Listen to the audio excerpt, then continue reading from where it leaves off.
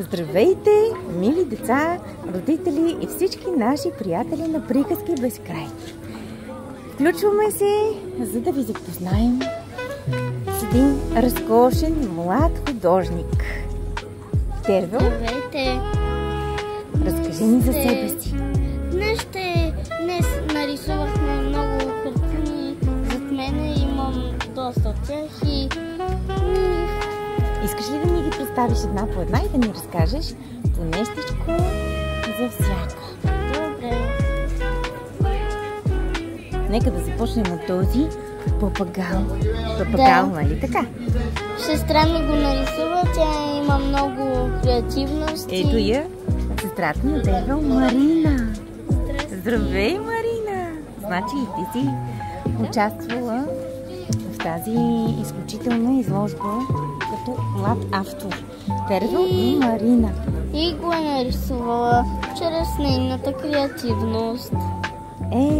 Че прекрасно! Горе виждам аз едно куче. Да. Интересно куче. Има ли такова истинско, което е било модел?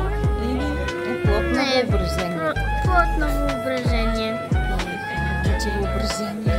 А тук сега, чии ръце са това? Това са моите ръце. Твоите? Сам си ги направих. И ми харесва много избора на цвят, пък и щипката за пране, в случая за изложби е в същата тоналност. Същата тоналност е. Тук има една котка, оранжева. Нали така? Да. Рижава котка. Да, пък оранжева. Оранжева, разбира се. Тя изглежда малко като... Как се казваха тези оригами, нали така? Да. Може да се прави от оригами, ние така я нарисувахме. Първо направихме оригами, и после решихме да я нарисуваме. Че идея!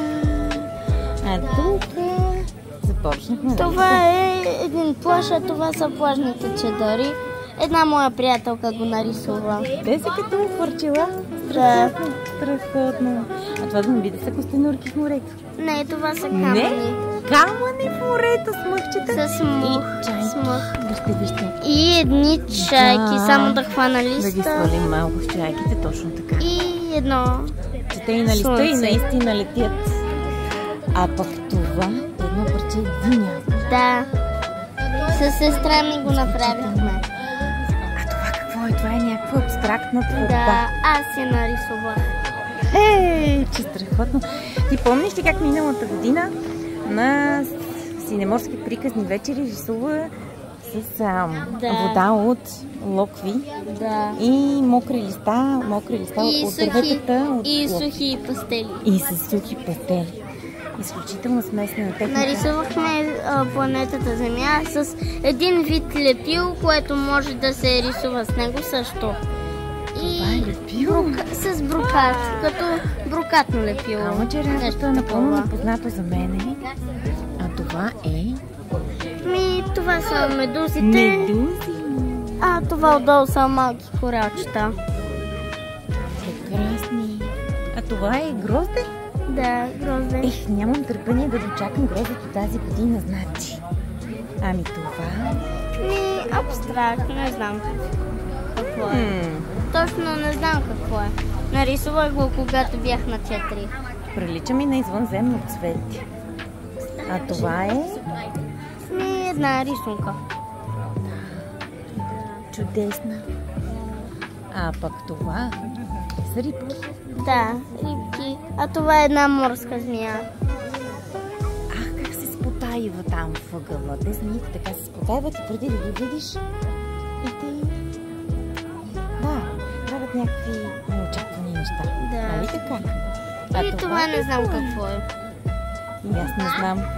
Деца, помагайте! Напишете ни в коментари какво е това. Това обаче аз знам какво е. Това е есенно дърво.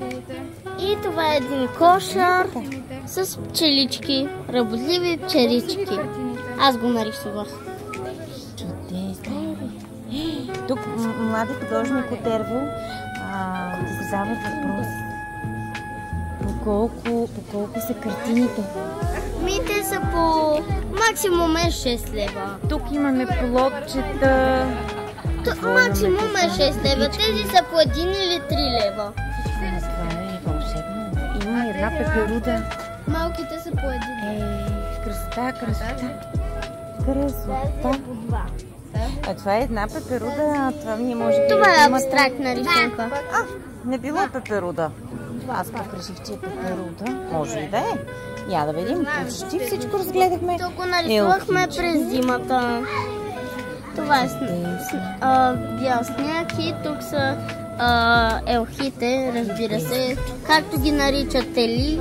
А пък това е изпринтирана рисунка и ние я отсветихме, само че вятър свети. А пък това е една дъга.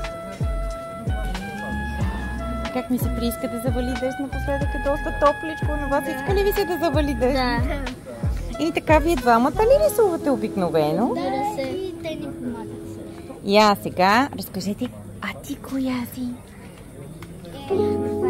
Тя се казва Калуяна. Калуяна? Да. И? Верена. Верена. Дами и господини, разположени, искам да кажа, ако искате, може да кажете на децата, родителите и всички приятели на Приказки без край, къде могат да ви намерят, за да си купят нещичко от вашата разкошна изложба. До хоризонта, срещу хоризонта. Хоризонта, но къде е това хоризонт? Кажете. Я кажете, в кое населено място се намираме ние в момента? В Синеморец. В Синеморец. Всички, ама всички приятели на канала Приказки без край, нека се отправят от него към Синеморец, за да разгледат изложбата точно срещу хоризонта на Терво, Маринка, Калуяна и Верена. Тя къде изчезва? Верена нямаше търпение да дочака края на нашето интервю. И така, пожелаваме на всички ви разкошна вечер, да сме вдъхновили за изкуство и смисъл. Отваряме вечерта, когато почне да се стъмнява.